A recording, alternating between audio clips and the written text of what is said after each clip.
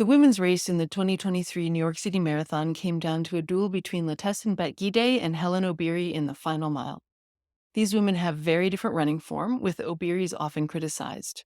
But people are wrong about Hellen Obiri. Her form gave her resources to draw on that Gidey didn't have, and I think that determined the outcome. In fact, it reminds me of my favorite New York City Marathon finish of all time. Let's take a look at my slow motion video of this race from the streets of New York, along with broadcast footage, to see why Obiri's form actually gave her an advantage. Please subscribe and hit the bell so you'll know every time I post a new video on running form, injuries, and how to get back that fun, free flying feeling you had when you were a kid. I'm Gruenke, founder of The Balanced Runner, and I've been helping runners and triathletes from beginner to Olympian improve their form and performance since 2003. People are often surprised at and even critical of Obiri's large upper body action, describing it as wasted movement because there's so much side to side. Let me know in the comments if that's how you've been thinking of upper body movement too. Here's Obiri coming around the corner from 120th Street to 5th Avenue. And you can get a sense of how her action compares to the women around her. And take a look at that again now. It's easiest to see from the back, in fact. If we slow it down, you can see that this large movement is actually well connected with her legs and lower body, giving her long, powerful strides. Obiri has a relatively short, wide torso and long, powerful arms. So when she does an appropriate weight shift from side to side, it looks like a large movement. In this clip from 5th Avenue around 108th Street, you can see the deep lean she's also criticized for, compared to Gidey's slightly smaller lean. And so now if we put them in motion, you can see how that works. And you can see clearly here that Obiri's hip is right over her foot in mid-stance, so her lean is not causing her to sit back behind her foot, and neither is Gidey. There's something else interesting in this image, though, which is that Gidey's swing knee is a little farther back than Obiri's at the exact same point in the gait cycle. And that was also true in the previous still image as well. Gidey's swing leg is coming through slightly late with each stride, perhaps due to activation in her back, which we'll talk about at the end of the video. Obiri's quicker swing definitely makes it easier to run faster without having to push the legs quite so hard. So we can just take another look at that at a slightly higher speed.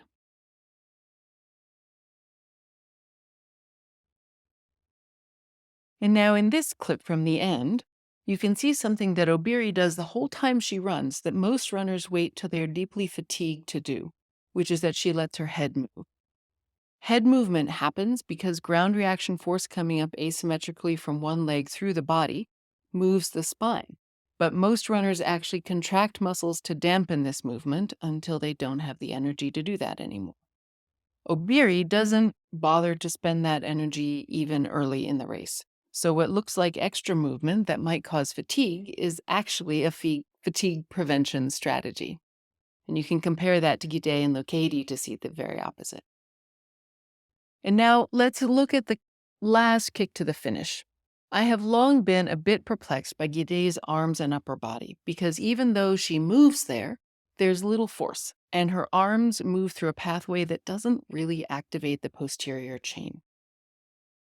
So she seems to run almost with just her legs, and of course those legs are really fast. But during this kick, she keeps adjusting her shirt and necklace, which I think Obiri would never do. But to Gidey, this isn't any interruption in her gait. It doesn't feel like it affects her leg action. And so what all this means is that Obiri could do in coming up to the finish line the same thing that Paul Tergat did in 2005 against Hendrik Ramola. So Tergat is on the left, and look at his arm action. Look how much more it moves his upper body. And as you see him come closer and closer to the finish line, his action gets bigger and bigger, and Ramola can only just keep doing the same thing he's been doing. So Tergat pulls ahead and wins. And here Obiri does the same thing. Only I think, honestly, she does it better than Tergat. She's got a more organic arm action. And compare that to Gidey, whose range of motion gets a little bit bigger, a little more force, but it's not really driving her legs. She's not able to use her upper body the way Obiri does. And so Obiri pulls away. At the very end, Gidey's elbows come out a bit, which does make me wonder if someone actually coached her to keep her elbows in, and that's why she's not able to use her upper body strongly enough. And then you can see Obiri just gets stronger and stronger with her upper body up this hill as she pulls away to win. If you feel more like Gidey than Obiri, not clear on how your arms and upper body can move to improve your efficiency and contribute power to your kick, I've got a free lesson to help you feel that. It's a mini course called Loosening Up to Run, and I'm putting a link to it in the description below. Thank you so much for watching. Hit the like button and subscribe, and may all your running dreams come true.